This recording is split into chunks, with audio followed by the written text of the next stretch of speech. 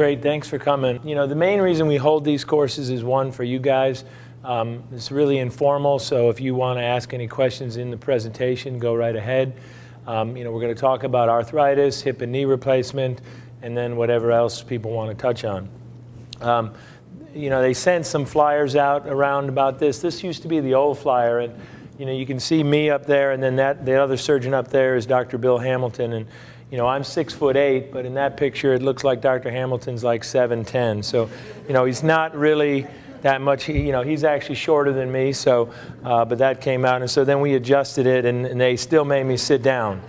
You know, I mean, you know, because he didn't want to look small, I guess. But either way, both myself and Dr. Hamilton are part of the Joint Replacement Center. We both give these community talks. And, you know, to give you a little background about myself, I was born in Chicago, and then we moved to California in high school. I did my college at Harvard University. I played basketball for them. Big powerhouse that we are. You know, we make the tournament every year, and you know, the sports page is filled with Harvard basketball. So, but it was a good experience, you know, and I still enjoy basketball and still play. I came to the DC area to do medical school at George Washington University. And then for my residency, which is again, so you go to medical school, then you go to residency for your orthopedic training. That was done back in California at University of California, San Diego. I spent a year in Chicago at Rush University, which is another joint replacement center in the country. I was there for a year, and then since 2006, I've been at the Anderson Orthopedic Clinic and part of the Inova Joint Replacement Center. So again, really the objectives of today's talk are to talk about arthritis and joint replacement, you know, talk about treatment alternatives. We'll introduce surgical concepts and go over them, and then, you know, answer your questions, because again, really this is put on, you know, to provide information to you guys so you can go home, you know, talk amongst each other and, you know, see about the best course of action for treating your individual problem. You know, so you want a joint replacement. I mean, joint replacement nowadays is getting more and more, you know, and I don't want to use the word popular, but more and more common, because arthritis is affecting people at a much younger age, as well as, you know, the aging population still wants to be as active as they once were, and joint replacement can provide that. So these are just some of the people who have had joint replacements. At the Joint Replacement Center, you know, all the surgeons there are all board certified. We're fellowship trained in joint replacement. You know, last year we did about over 1,900 hip and knee replacements at the Joint Replacement Center. And roughly this year we're probably on track to do a little over 2,200. And that number is, you know, expected to continue to grow each year. You know, the benefit of the Joint Replacement Center is really it's a specialized unit within the hospital. You know, the Anderson Clinic, we have our office over at the hospital, but essentially the Joint Replacement Center, from when you come into the hospital to have your surgery, the anesthesiologists all work with us on a daily basis, so they take care of joint replacement patients. In the operating room, every operating case I do, I have my own team with me who's with me on every case. As far as in the recovery room, the nurses there all deal with joint replacement patients on a daily basis. Then when you go up to the floor, it's not that you go to the general hospital, it's you go to a specialized unit, which is, you know, it's called 4A. It's a joint replacement unit. Nurses, therapists, case managers such as Carol, all are there who have dealt with many joint replacement patients and know what to expect, know how to get you up and moving, know what to do about getting you home, and know how to set up, you know, home care for you if you may need it. So that's kind of the benefit of sort of the Joint Replacement Center rather than going to some other portion of the hospital. Yes? So, sure. So our average length of stay for knee replacement is, you know, 2.7 days. So most people go home at 2 days. Some people will stay 3 days. For a hip, it's very similar. For a partial knee replacement, most people just spend overnight. And we'll get into that as we go on. But, you know, as far as Inova Mount Vernon Hospital and you know, the surgeons here at the Anderson Orthopedic Clinic and myself, you know, we have people come from all over the country as well as all over the world to come have joint replacement, you know, done at this center because of our expertise. In regards to arthritis, so we'll just talk about arthritis in general. You know, arthritis is very common. It affects 46 million people per year, and that's 1 out of 5 people are affected by it, and 1 out of 3 families are affected by it. It's a major cause of lost work time and disability, because if the knee and hip are aching and you can't do your work, you're going to call in sick. Arthritis accounts for more than 66 million doctor visits a year. That's not only to orthopedic surgeons, but also to your primary doctor. And most of that is related to knee arthritis. That's the most common, with hip being the second. When we talk about arthritis in general, you know, arthritis is a broad category of sort of diseases, I guess, as we call them, or we should really say conditions, because they're not all truly a disease. But osteoarthritis, which is the most common, you know, that's when people say it's bone on bone, or the cartilage just gradually wears out over time. And essentially that happens as a slowly progressive condition. You know, you may get symptoms of it for a while, and then as time goes on, it gets worse and worse. The knee or hip gets stiff, and you develop osteoarthritis. Most of the time that's in middle age to older patients, but not always. There's another big category of arthritis called inflammatory arthritis, which is, you know, the most common in that group would be something called rheumatoid arthritis. But essentially, instead of being a gradual wearing and tearing of the cartilage, you know, it's actually a disease condition in which the body sort of attacks the cartilage, and people have rheumatoid arthritis, or people who have psoriasis may develop arthritis. People with lupus, all of these conditions, which are inflammatory conditions, can actually attack the hip or knee joint, you know, and cause it to destroy the cartilage and end up with arthritis. That can occur at any age. There's even a juvenile form of that. And it also affects sort of more than one joint. It can affect the wrist, hands, feet, as well as the hip and knee, but it usually affects more than one joint. Another sort of large category of arthritis, which is more and more common today, one, because we survive our injuries today, and two, because an injury doesn't put us down for that long anymore. So people, you know, get better and then they continue to do what they've been doing. So post-traumatic arthritis is as a result of an injury at some point where the knee or hip was damaged, and as time went on, that hip or knee wore out. It's very similar to osteoarthritis in that it's a wearing away of the joint, but maybe it occurs at a younger age than would have normally happened if the accident didn't occur. Now everyone comes in and, you know, they all want to know, you know, why. I mean, why did I get knee arthritis? You know, my husband and me, we walk, we're active, but, you know, my knees hurt, and, you know, why did I develop arthritis? And the why of arthritis is a very difficult question a lot of times to answer. We can tell you you have arthritis, but if you ask us exactly why you developed arthritis, that question can be very difficult to answer. But there are some instances where we can point to something that is the reason why arthritis developed. Abnormal anatomy, you may have heard in dogs like German Shepherds or Labrador Retrievers, in that, you know, their hips may not develop correctly, and therefore they have something called hip dysplasia. Well, that same condition can happen in a human being.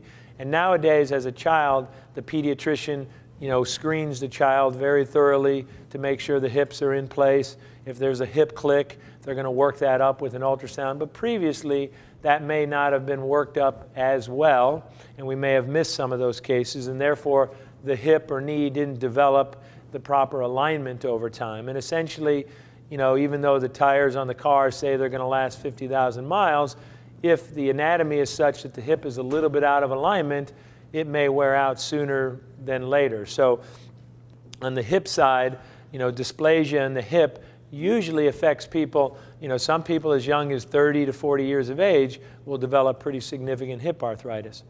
Abnormal biology, I essentially already talked about, such as a disease condition like rheumatoid arthritis or things like that, would be one reason to develop arthritis. You know, overuse is sort of on there, but as you see, there's a question mark, because realistically, we can't tell you that you did too much. I mean, you know, some people jog and they never develop arthritis. Other people jog 5-10 miles a week, and, you know, when they're 50, they start getting hip arthritis. Well, it's hard to say if it's, you know, overuse or anything like that, but essentially, I think it's in combination with genetics. There's definitely a family predisposition to arthritis, and we'll talk to a lot of patients who say, my sister had a hip replacement, my mother did, my grandmother did, and so on. So, you know, genetics plays somewhat of a role. And in those patients who run and develop arthritis, their cartilage maybe isn't as durable as someone else's, and therefore it wore out over time. Injury or trauma is on there, as we talked about. An injury can predisposed to arthritis. An injury is not going to cause arthritis right at the time of injury. You know, you're going to get injured, and then the hip or knee is going to heal, whether it was a fracture or anything like that. But then over time, if the cartilage was damaged, then the hip or knee may develop arthritis. You know, obesity is on there because it is it's not necessarily a cause of arthritis, but as you know, the American population gets larger and larger, obesity is definitely a contributing factor to arthritis, just as it is to diabetes or high blood pressure. No question that the more stress you put on your joints, the potential for arthritis is there. So again, this is a normal functioning joint. You know, it's a healthy cartilage, it's well lubricated, it's full motion, pain-free. So essentially, you know, a brand new hinge. It moves and you know, doesn't squeak and doesn't make any noise. And so then when we look at an arthritic joint, you know, it kind of looks like this. It's all rusted, it squeaks, it doesn't open and close all the way. You know, there's damage to that cartilage, there's loss of the natural lubricating mechanism of the knee, there's loss of motion.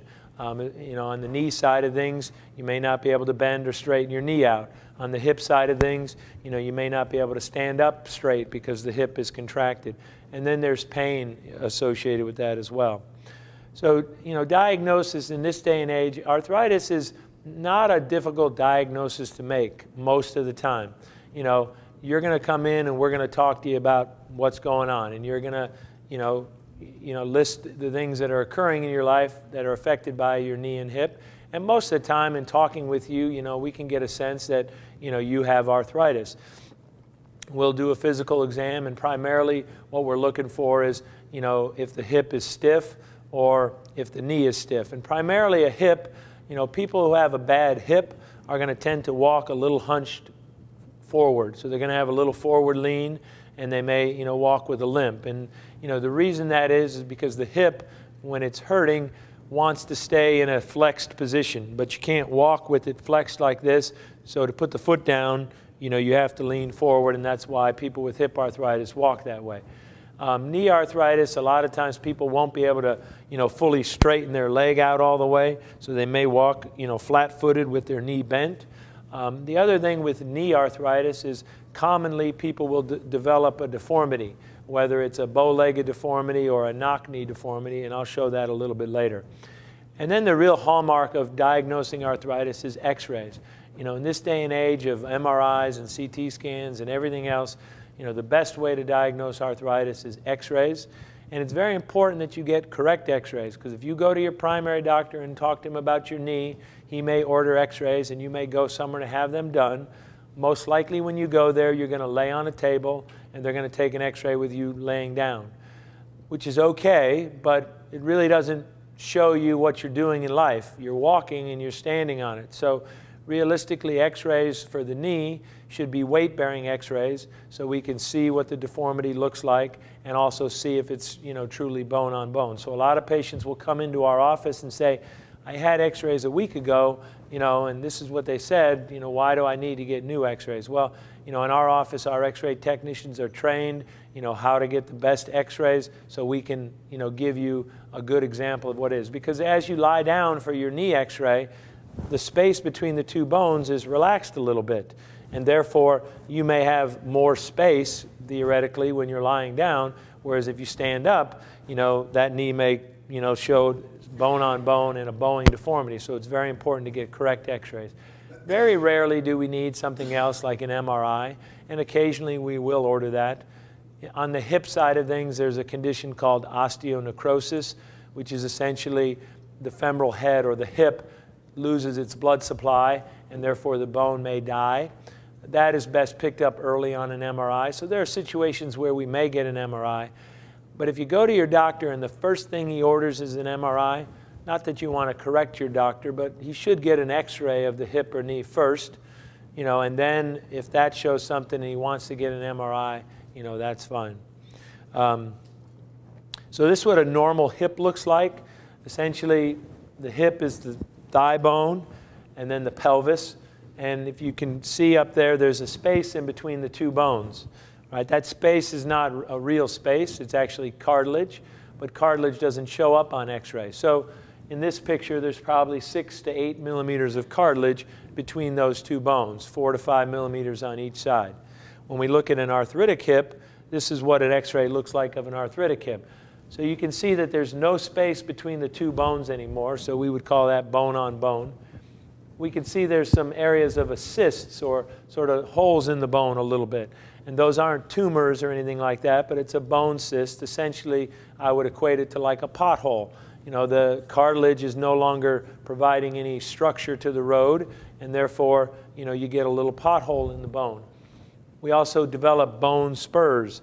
Essentially, you know, the cartilage is the protective sort of weight-bearing mechanism for the bones. When that cartilage is lost, the bone sees more stress and therefore produces more bone, and that's what bone spurs are in relationship to arthritis. And then you can also see the bone becomes whiter or denser, and that's again because the bone is seeing more stress and therefore it has to take up more load. So this is a schematic of that. You know, again, cartilage in this picture here is that shiny white, or that, you know, that shiny head to the end of the bone. And cartilage, if you were to rub two pieces of cartilage on each other, you know, in order for our joints to work as efficiently as they are, you know, it's smoother than rubbing two pieces of ice on each other, okay? But as arthritis develops, you know, it sort of is like a cobblestone, you know, so we're now walking on a cobblestone street because you can see sort of all the destruction in the cartilage there. If we look at a normal knee, this is what a normal knee looks like. Again, the knee is the thigh bone and then the tibia, which is the lower bone, and then there's the kneecap. This is looking at the knee straight on, and again, between the two bones, you can see nice equal space. Again, that space is not space, it's cartilage, but you know, there's cartilage that doesn't show up on x-ray, so it equates to that space. Whereas when we look at arthritis, here you can see you can see the inner portion of the knee, which is this portion here, is bone on bone. There's no more space, and because of that, the leg develops a bow-legged deformity. The surfaces that used to be round now are flat. Again, we develop bone spurs because the cartilage is worn out and the bone is seeing more stress. And again, I talked about the deformity. You know, when we look at arthritis, again, the white is normal cartilage, but again, you can see multiple areas where the cartilage is worn out and the bone, it's bone on bone. This is what I mean by the deformity. If we look over here on the right, that's sort of normal limb alignment. If we stand with our feet together, that's normally how our limbs would look. However, in knee arthritis, probably 80% of knee arthritis develops this bow-legged deformity here because the inner portion of the knee usually wears out faster than the outer portion of the knee. And so as that happens, you'll see people with a significant bow-legged deformity. Now, that will get worse, and bow-leggedness is relatively well tolerated. Meaning it doesn't get so severe. There are instances where it can, but most of the time it's not so severe. Whereas the other deformity, which we call knock-kneed, or if you talk to us, we would say what we call valgus, you know, that deformity is because the outer portion of the knee is wearing out sooner than the inner portion of the knee. And patients will come in with, you know, a significant knock-knee deformity. Now, that again in itself isn't bad, but this deformity tends to progress. So we will see a lot of patients who come in, maybe who didn't come in soon enough, you know, with a pretty severe knock-knee deformity because they've let it go on a little too long. And that's probably about 15% of the arthritis, and then maybe about 5% of the arthritis is isolated just to the kneecap, where people just have kneecap arthritis. So the treatment of arthritis, yes? If you let it get to that stage, is the replacement still good for you? Oh yes, we're going to straighten your leg out. We're not going to leave it that way, and it will help you significantly. The biggest thing is if bow-leggedness usually isn't going to tend to progress, and people may develop some bow-leggedness relatively early without having significant symptoms. And so they may say, well, you know, it hurts, but it's not that bad. I'm going to wait a little bit before I consider joint replacement. Knock-knee deformity, if you come in with a relatively big deformity, I may say to you, if you're not that bothered by it, it's okay, but we're going to need to watch it and make sure it doesn't progress, because that deformity will tend to progress. And yes, no question that if you let it get very severe, yes, we can still fix that, but it does make the joint replacement a little more complicated. Okay? So treatment of arthritis is not just surgery. We'll talk about surgery, but you know, the thing about arthritis is you're going to live with arthritis for a while. I mean, it's not, you know, one day you don't have arthritis, next day you do, and then, you know, next day you're in surgery. There's a lot of things, you know, where you develop symptoms of arthritis early on, and we're going to treat that for a portion of time, you know, before we talk about other things. And the biggest thing is just education. Again, you know, coming into the doctor, your knee hurts, you know, why does my knee hurt? You know, just getting the diagnosis of arthritis and understanding what it is can help. The patient will understand what they can and can't do then, and what potentially makes their knee or hip feel better or worse. So just educating the patient on what the problem is important.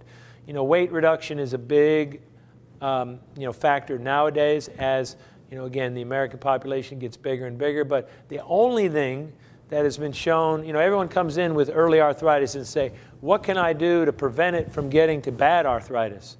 You know, and the only thing that we have to halt the progression of arthritis is weight loss. Other things can help alleviate the symptoms, you know, from arthritis, but the only thing that's been shown to actually, you know, if the course of arthritis is essentially a line like this, the only thing that will really level that line off is weight loss. And weight loss is very difficult, but again, in the stages of early arthritis, if we're trying to prevent it from getting worse, you know, that is very important. You know, activity modification, you know, it sounds simple. I mean, you go to the doctor and you say, when I do this, it hurts, and the doctor brilliantly says, well, don't do that. It's pretty simple, but I mean, in general, you know, when you have arthritis, you have accustomed yourself to a certain maybe exercise regimen or lifestyle, and you do certain things. Going up and down stairs may aggravate your knee. If you like to use the treadmill and you're walking and running on the treadmill or something, and that may aggravate your knee or hip. You know, we're going to tell you to be smart about your exercise. You know, exercise is good for arthritis. So a myth out there is that you shouldn't be active. If you have arthritis, you should be active, but you need to channel yourself into correct activity that's going to alleviate some pressure and symptoms from the joint.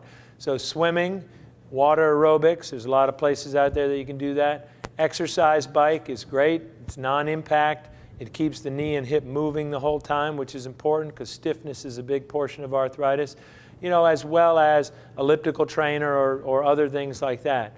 You know, we'll talk to you about correct weight exercises as well and what muscles you should work on to get strong, because essentially the muscles are the shock absorbers of the joint. And if the quadriceps muscle is strong, it will take off some of the pressure from the knee joint and may alleviate some of the pain. We'll talk about medication. That is another sort of big, you know, treatment option for arthritis. A cane or an ambulatory aid, you know, again, most people don't want to necessarily use one, but they can help. And the correct way to use a cane is in the opposite hand that the joint is bothering you. So if it's your, you know, left hip, you know, the cane should be in your right hand. And when you go forward with your left hip, you know, the cane should go down, and you should put more weight on the cane to alleviate some pressure from that leg. So, you know, but that can help. And then we'll talk about surgery and joint replacement as well. So nowadays, you know, anti-inflammatories or pain reliever medication, many, many different varieties. The over-the-counter ones are Motrin or Advil, Aleve, and Tylenol arthritis. You know, in regards to, you know, the marketing of this has become overbearing. You go to the drugstore and essentially there's, you know, one whole aisle filled with, you know, joint relief stuff. And, you know, medication can serve a good role. The biggest thing with the anti-inflammatory medication like Motrin, Aleve, Advil is that sometimes it can upset your stomach, and some people don't tolerate that medicine. The Tylenol, Tylenol is a good medication. Tylenol arthritis is just Tylenol, so nothing else is in Tylenol arthritis besides Tylenol. It just is formulated a little bit differently and packaged, so it says arthritis. So if you have arthritis, you buy that one. But it does work. I mean, it is a pain reliever. The biggest thing with it is that you can only take a certain amount of Tylenol within a day. Now, Tylenol extra strength is usually 500 milligrams, so people take 2 tablets. You can only take that, you know, 4 times a day, so a total of 8 tablets. Whereas Tylenol arthritis, and the reason why some of that got recalled was that Tylenol arthritis is actually, I believe it's it's like an 875 dose of Tylenol, so that you could only then take it, you know, 3 times a day. You couldn't take it as often. Okay, so people were taking it like they were taking their other Tylenol, and then that would be too much Tylenol. But Tylenol, again, is not an anti-inflammatory. It's a good pain reliever. And these two don't really interact, so some people do take Advil and Tylenol at the same time or space them apart, and that's okay too. There's no interaction between the two, and you can do that.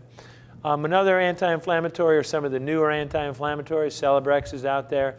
You know, everyone's seen the commercial, the girl's walking and it's kind of raining out or whatever, and then she takes Celebrex, spring comes and she's dancing and having a good time and all that. And I mean, you know, the commercial is an exaggeration, but these medications do help a lot of patients. You know, they do work, and they do allow the symptoms of arthritis to be treated. Again, Celebrex has some less GI symptoms or less stomach problems, so if you have problems with your stomach, potentially trying Celebrex may help. And you should discuss all these options with your physician. Cortisone injection is another sort of treatment of arthritis. Primarily it's on the knee side, but occasionally we may talk about a cortisone injection in the hip. Primarily the hip and back can sometimes be confusing in regards to if the pain is coming from the back, because a lot of people have arthritis there, or if the pain is coming from the hip. So in those patients we may elect to get them a cortisone shot in the hip, and if the symptoms after the hip injection work, you know, we'll say, hey, it's likely coming from your hip and this is what we need to do. On the knee side of things, though, it's a very easy joint to inject. People will come in 2 or 3 times a year potentially to get a cortisone shot if it works. It's variable. It may work 3 to 4 months. It may work only a couple weeks. It is kind of the law of diminishing returns, so meaning your first injection will usually work very well. The subsequent injections after that may not work as well, but it's something to try if you know you're having pain, and it can definitely help. And a lot of people will come in, you know, before their vacation or something, you know, hey, I want to get a shot. I'm going on a cruise and I want to enjoy that, and that's fine. We do that all the time. There's another set of injections, these lubricating injections. These are just a couple of them, Synvisc or Hyalgan. We don't really know how they work particularly. I mean, essentially it's a lubrication, it's a cushioning for the joint. It is made of hyaluronic acid, which is essentially a nutrient for the cartilage. And they do work. A lot of people get good relief from them, but there's other patients who get them and get no relief from them. So it is an option to try. Most of them are a series of 3 injections. There's one out now that is 1 injection. It all kind of depends on what your insurance covers and, you know, which formulary they choose to have on their, or which medicine they choose to have on their formulary. And there's a very small chance of a reaction. Glucosamine, chondroitin, sulfate, and all the other ones. I mean, there's a joint juice out, there's MSN, there's a whole bunch of those. You know, for me, they fall into the category of a vitamin, essentially. You know, it doesn't grow new cartilage. Even though the bottle may say that it does, it doesn't. But it may help. I mean, there's very few side effects to those medications, and it is an option for patients. So if you want to try it, you can. And then, you know, when those things don't work, then we talk about surgery. And the benefit of hip and knee replacement is a very successful surgery. It alleviates pain and discomfort, allows people to get back to what they want to do. So, you know, there's a total hip replacement, there's total knee replacement. On the knee side of things, there are also something called partial knee replacements. You know, the goals of surgery, number 1, are to relieve pain. Number 2 are to improve your mobility. And number 3 is get you back to doing the things that you haven't been able to do because of the arthritis. In 2004, and these are old numbers, but essentially, you know, over 650,000 hip and knee replacements were performed in the United States. And that number by 2015 is supposed to get up to somewhere it's about 2 million. So again, the reasons for that are, 1, as patients continue to be more and more active throughout their life, they may develop arthritis at a younger age. Also, patients are living longer nowadays, and, you know, age limit for knee replacement or hip replacement, there's really not. I mean, if you are 80 years old and your knee is worn out and you can't, you know, maintain your independence, you know, get to and from the grocery store or take care of yourself because of a bad knee or hip, you know, that we can fix that with a hip and knee replacement. So, you know, those are the reasons why it is going to continue to grow over that time. So when we, you know, the big thing coming here, you know, this is essentially elective surgery, but again, it's different in that you're having a problem and you want that fixed. But you shouldn't have the operation if your friend has it and says, hey, you don't come shopping with us anymore, and I had a knee replacement, so you should have one. Or your family says, you don't do that much with anymore because of your hip, and I think you should have a hip replacement. Or if a doctor says, well, hey, you really should have this. I mean, that may be the situation, but realistically, we'll talk about, you should have the operation if you are bothered by your hip or knee enough that it affects your quality of life, it affects what you do, it doesn't allow you to do the things you want to do, then you should have the surgery. And by coming here, you're going to understand the procedure, you're going to understand the recovery, the results, and the risks, for your independent case, and that's why you should have the surgery. It's a very successful surgery, and I mean, most patients will do very well, but again, you got to decide, are you ready for it and when are you ready? And a lot of times you'll hear us say, or myself, you may see me when you have moderate to early arthritis. I'll say, well, yes, this is what you have. You'll know when it's time. A lot of people ask me, well, when am I going to do that? And you'll know. You'll say to me, well, look, every morning I get up, I can't do the things I want to do. My knee hurts. The good days are outnumbered by the bad days, so there are more bad days than good days, and you'll know when it's time. So getting ready for surgery, at the Joint Replacement Center, everybody's evaluated by a medical doctor before surgery. Make sure that we get, all medical issues taken care of and you're optimized for surgery.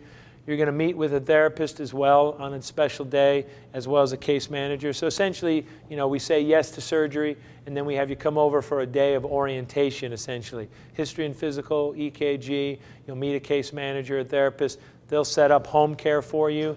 They'll set up rehabilitation for you after surgery. And then, whether or not we have you donate blood. Most of the time we don't have you donate blood, but a few cases we do. And then again, to prepare for the homecoming after surgery. Hip replacement, this is essentially the surgical steps.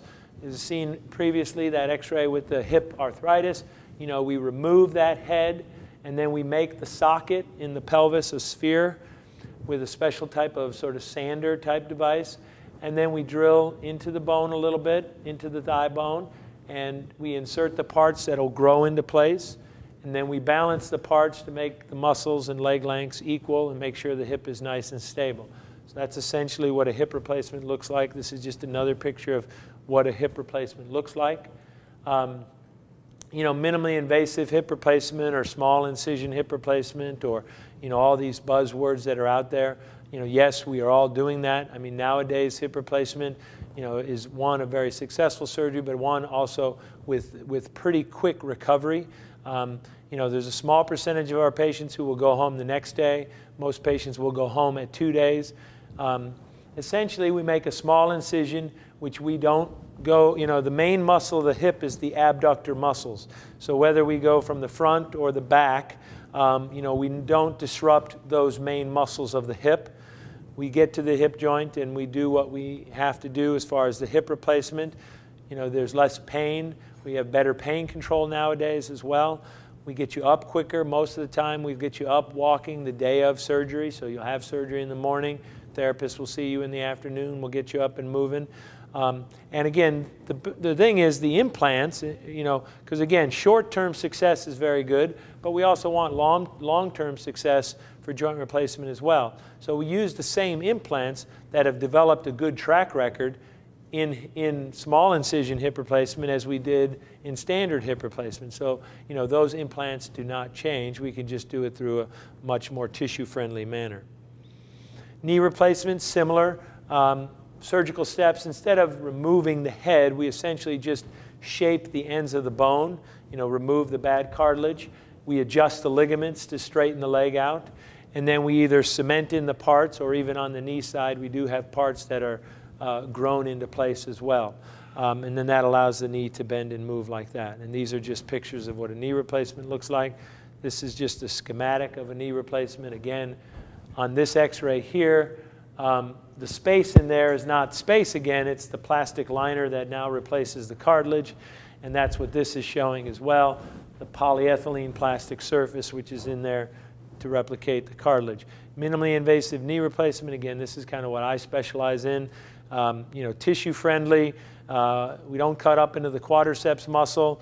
You know, in my hands, essentially, everybody's a candidate for minimally invasive knee replacement. You know, sometimes severe deformities or previous surgeries that may have left previous implants in place that we might need to remove. You know, those patients may not be, you know, but essentially this patient, if you look on the right there or on the left to you guys, you know, that's a traditional old scar. A newer scar there is the smaller incision. You know, again, these are just, you know, some of the smaller incisions. You know, we can do this through a 3.5 to 4 inch incision. We don't cut up into the muscle, and that allows for patients to get moving a little bit quicker. So traditionally, again, the black line is what a traditional incision would look like, and we would cut up into that main quadriceps muscle. In this situation, we just cut up to the tendon. We move things out of the way, and so there's less dissection, less skin incision, and we avoid cutting the muscle to get you up moving quicker. So again, advances in knee replacement.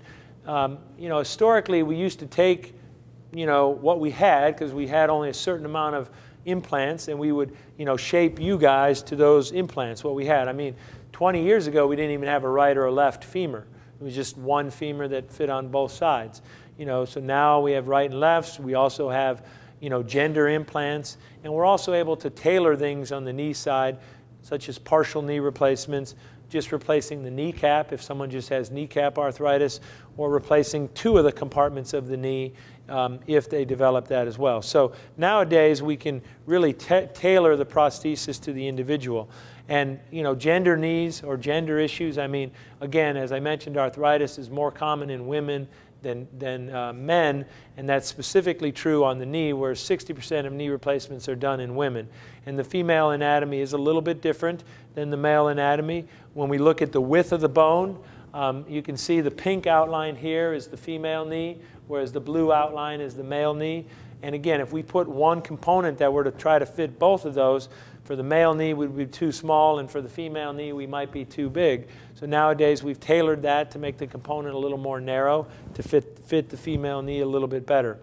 Also, when we look at the female knee, the kneecap, essentially the female pelvis is slightly wider than the male pelvis because of childbearing, and therefore that angle that that kneecap gets pulled on is a little bit different than the male knee, and therefore the groove that the kneecap rides in on the female knee is a little bit different, and that's taken into account with the replacement. Also, the amount of bone we remove. Again, we're essentially trying to take your knee, remove what the diseased portion is, and put that back with metal, and not put any more and not put any less. We want to put exactly what we took off. And therefore, when we remove less bone, because the knee is a little more narrower, the component also needed to be a little bit more narrower as well. And those, you know, differences have been looked at, and you know, that's what led to the development of gender knee replacement. This is just an advertisement or an article that was in some of the magazines. You know, that's what a gender knee looks like. It's a little more narrowed. It fits her bone much better than a male knee would. Partial knee replacement. I'm a big proponent of partial knee replacements in patients that are good candidates for it. The benefit of it is if you look kind of up in the upper corner there, that's just an x-ray of a knee where just the inner portion of the knee is worn out. And patients may come into my office and say, you know, doc, it just hurts right there. And they can take a finger and point to the inside of the knee where it hurts. And they may be very good candidates for a partial knee replacement. Because when we talk about the knee, we essentially talk about it in 3 different compartments. We talk about the kneecap, we talk about the inside of the knee, and the outside of the knee. And if only one area is worn out, a partial knee replacement, what looks like down on the bottom here, we can just replace that inner portion of the knee. So, you know, again, this is what a partial knee replacement looks like. Someone just had inner-sided arthritis, and we can replace that. And the benefit of that is we leave all the ligaments of the knee intact. And, you know, there are sort of 2 groups of people that are very good candidates for them. Younger patients who have early arthritis on just one side of the knee, and maybe this is going to last 15, 20 years before they need a full knee replacement. And then older patients who may need just a smaller surgery to allow them to be a little more active because they only have arthritis on one portion of the knee. Another thing that's coming out or is out, and it's getting more and more common, is patient-specific instrumentation. Ultimately, we would want to take your knee and send it to the factory and have them build us your knee. We're not there yet, but what we can do is something where we do the knee replacement in a way that's specific to you. So you would come into our office and we would look at your x-rays and say, okay, you have arthritis and we're going to talk about knee replacement.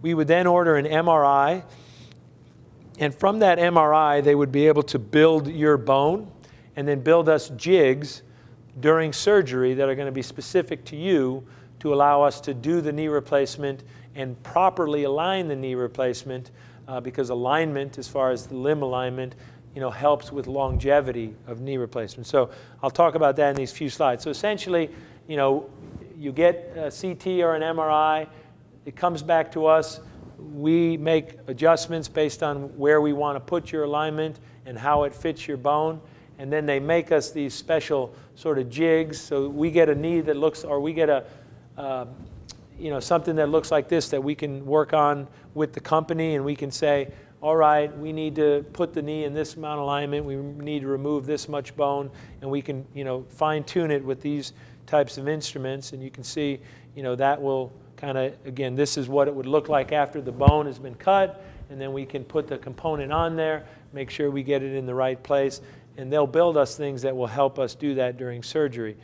So previously, conventional knee replacement, we would need a lot of instrumentation to do that. Now when we get this patient-specific, the time in the operating room can be less because we don't have, we still go through the same steps, but we don't need to have as much equipment to do that. And essentially, this is what it looks like. So this is the models that they build us of your knee. So the top is the femur and the bottom is the tibia. They build us just the top portion of, or the bottom portion of the femur, top portion of the tibia. They build us that. Again, excuse me for the surgical pictures, but this illustrates it. Essentially, they build us these jigs that then will fit the knee, okay, exactly as it's supposed to fit, and then we can use that to do the knee replacement and progress along and properly align the knee. So again, that's on the femur. This is the portion of the tibia that we remove, and that's the guide that allows us to do that as well. So what they'll do is create a customized surgical plan for the patient. We'll approve that plan, and then at the time of surgery, we'll have jigs and things that we can do to properly align the knee.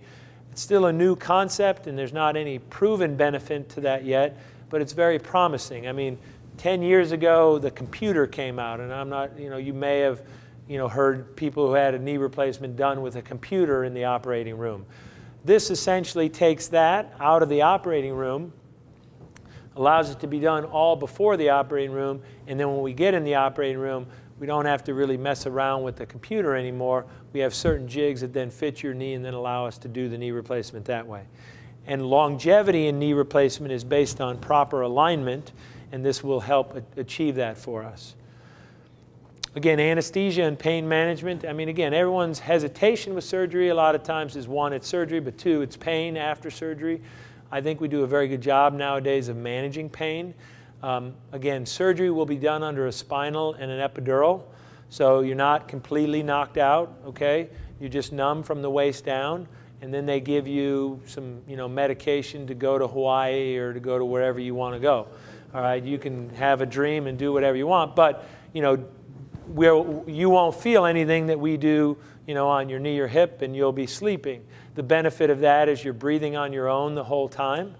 The benefit also is that when you wake up from surgery or from Hawaii or wherever you were, you're not going to feel anything in your legs right away. So you don't wake up, and have pain.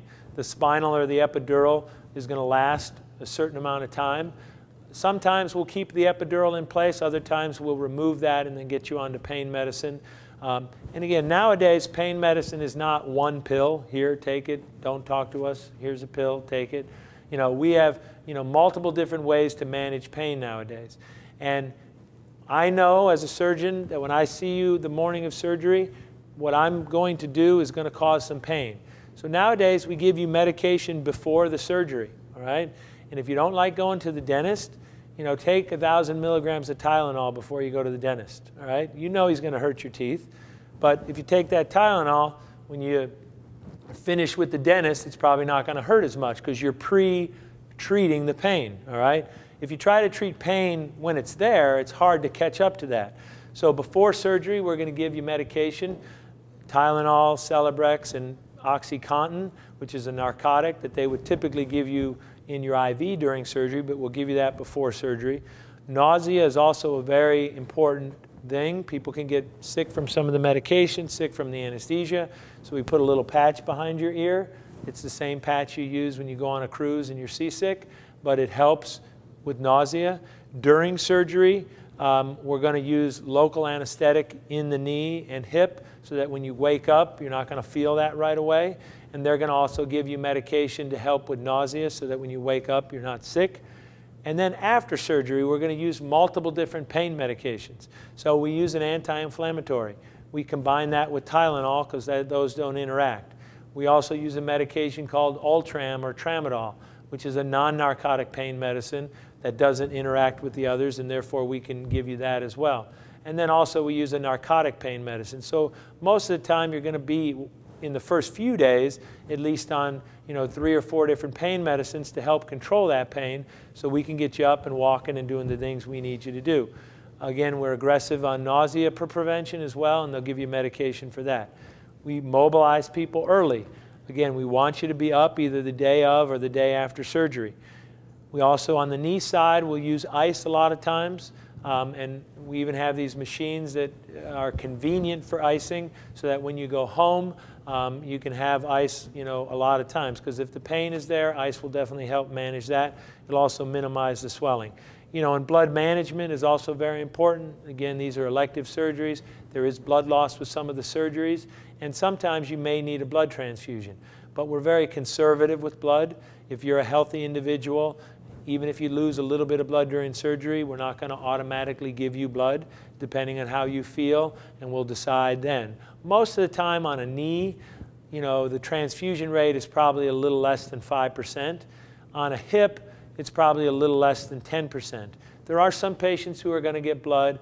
We don't really recommend any more pre-donating blood, because the problem with pre-donating blood is that you make yourself anemic going into surgery because you've now donated your blood. Plus, that blood that you've donated, still, yes, it is your blood, but it's not as good as you just having your own blood because it's been out of your body for a period of time and it just doesn't have the ability to carry oxygen as well as it did if it stayed in your body. So, managing blood nowadays is a very important concept, and we don't usually have people pre-donate anymore. Recovery, again, most of the people, average, as I mentioned earlier, is about 2.5 to 2.7 days. So that means the majority of people go home at 2 days. There's a small percentage that go home day 1. There's there's another percentage that go home at day 3. And then there's a very small percentage that may need to be in the hospital a little bit longer if there were any medical issues or complications from that. 95% of our patients go home. You're not going here and then going to a rehab place. Special circumstances, yes. But I think you recover better at home. You're more active at home. A nurse and a therapist are going to come to your house and work with you at home. And at home, you're going to hopefully have a coach with you, someone who's going to be helping you along the way, and I think you'll do better there. Certain patients may need to go to a rehab place, but most people are going to go home. And again, not because I just want you to go home, but because you can.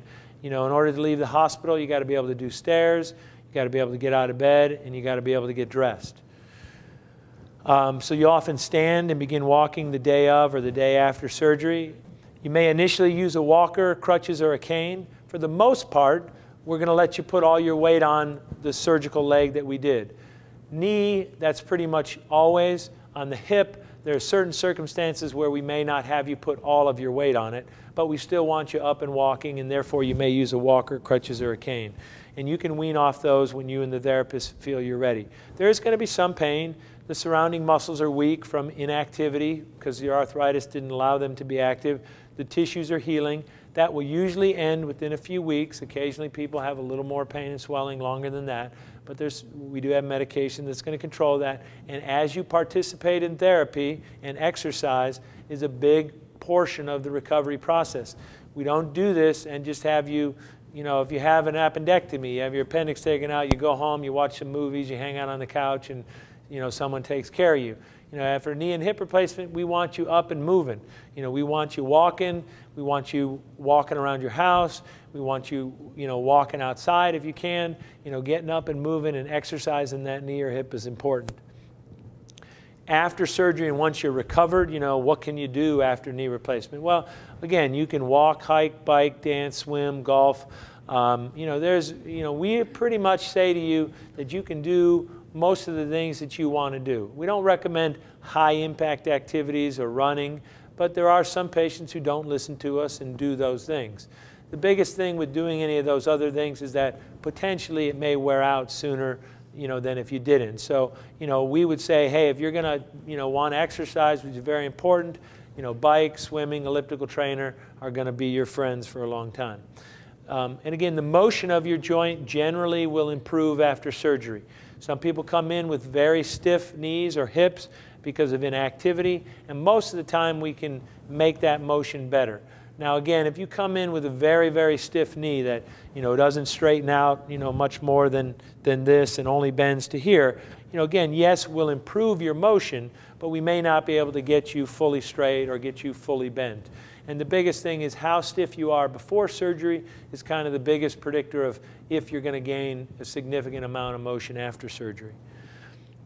You know, what happens after 10 years? Again, yes, we all talk about short-term outcomes, and when you see me, I want you, I want to do the joint replacement, get you a good knee or hip, get you moving quickly, get you home, get you back to doing the things you want to do. But I also, in the back of my mind, I want to make sure that what I put in you is going to last 15 or 20 years. And realistically nowadays, you know, we can achieve 15 to 20-year results. They don't fall apart at 11 years, okay?